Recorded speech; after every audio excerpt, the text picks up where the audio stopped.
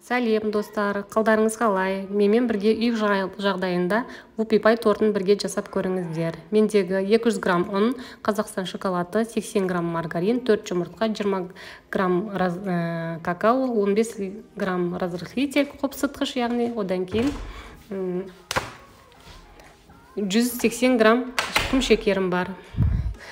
Қайнап тұрған суға Қазақстан шоколадын осылай бөліп, маргаринді кесіп, қайнап тұрған суға қоямыз, яғни ертеміз. Ол ергенше өзіміз 4 жұмыртқамызды жарып, шекерім көріп тұрғандарыңыздай бокалда тұр. Миксерлейміз, яғни құм шекермен жұмыртқаны жақсылап көпіршігенше миксерлеп айналдырып аламыз. Бұл мен жасап атқан вупипай торты. Өзімнің үйде не бар, сол бойынша жасап жатырмын. Яғни кремінде қазір көресіздер. Үй жағдайында болып тұр.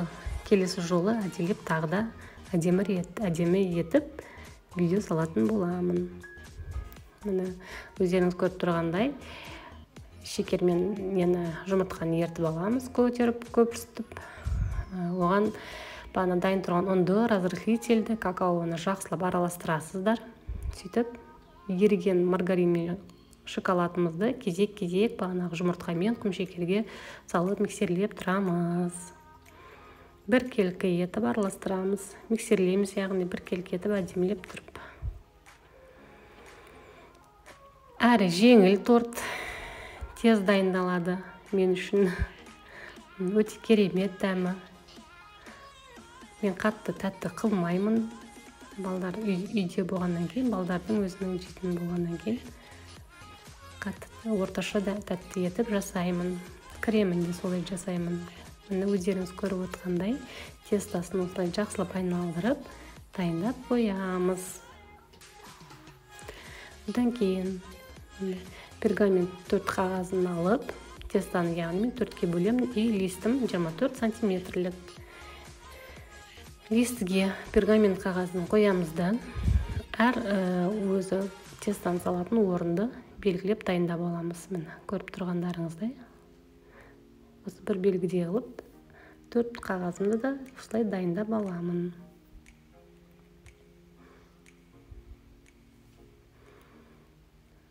«24 сантиметрлік лист мендегі, табам 24 сантиметрлік.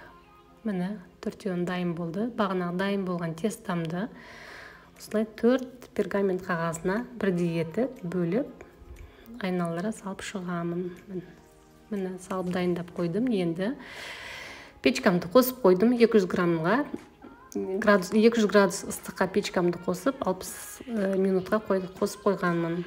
Яғни печкам қызып жатыр. Мен оған дейін тестамды листке салып, дайындап жатырмын. Пергамент қағазын артығын осылай алып тастаңыздар.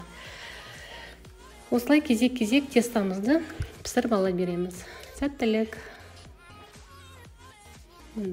Печкам дайын, салып қойдым. Оған дейін тестамыз дайын болғанша кремімізді дайындаймыз. Менде 23% сливки, 500 граммдық, 400 грамм маскарпоне и 60 граммнан менде 80 граммнан 160 грамм сахарный пудра. Үйдегі бар затымен кремді осылай дайындап көрсетемін.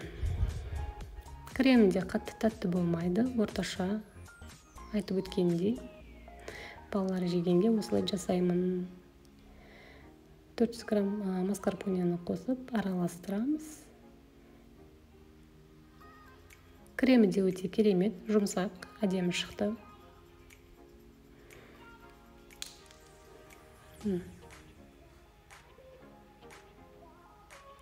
Жасап көрсеңіздер болады. Жылдам әрі тез дайын болады. Торттардың бірі. Өзіме қатты ұнайды. Сахарный пудраны да салып, бірге жақсылап миксерлеп аламыз. Кремімізді солай дайындаймыз. Оған дейін тестамыз пісіп, 4 тестаны пісіріп, суытып, шетінен суытып қоя береміз. Креміміз дайын болғаннан кейін 20 грамм сармаймен 60 граммдай шоколадты тортты суға ертіп саламыз. Глазурны дайындап жатырмын. Оған дейін суыған тестамызға міне кремді айналдыра осылай жағып шығамын. Біркелкі етіп шариктерін шығарамыз.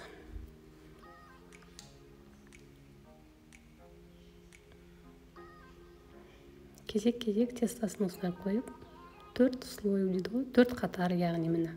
Осылай шариктерін шығарып. Глазурым дайын болды, яғни глазурдың суығанын күтеміз. Жақсылап суығанын күтеміз. Жылдай қойсақ, кремдеріңіз бәрі ағып кетеді.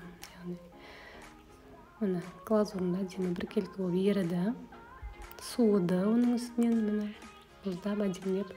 Енді айналдыра глазурымды торттың жоғары жағына құйып шығамын.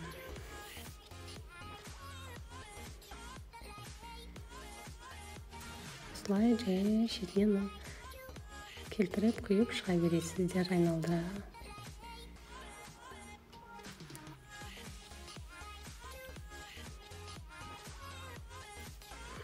Таза өзі рецепт осы бойынша жасап көрсеңіздер, өте керемет әдемі болып шығады торттарыңыз.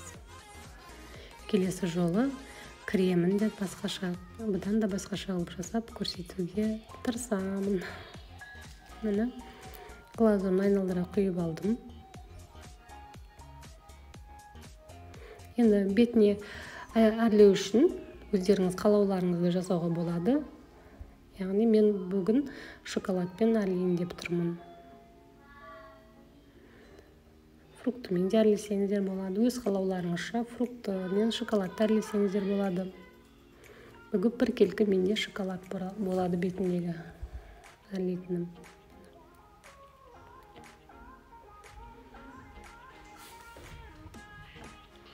Шоколадтарды айналдыра өздеріңіздің қалауларыңызша қойып шығасыздар. Ойларыңызбен, яғни идеямен. Осылай қойып шығамын. Міне. Сонымен тортым дайын болды. Енді дайын болған тортты холодильникке 1 сағатқа салып қоямыз. Яғни кремі бәрі әдемі болғанша.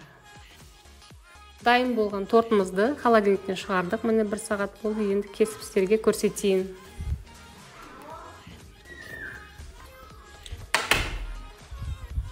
Өздеріңіз көріп тұрғандай, өте керемет болып шықты. Жұмсақ әрі тәтті. Ас болсын, менімен бірге тортты жасап көріңіздер. Сау болыңыздар.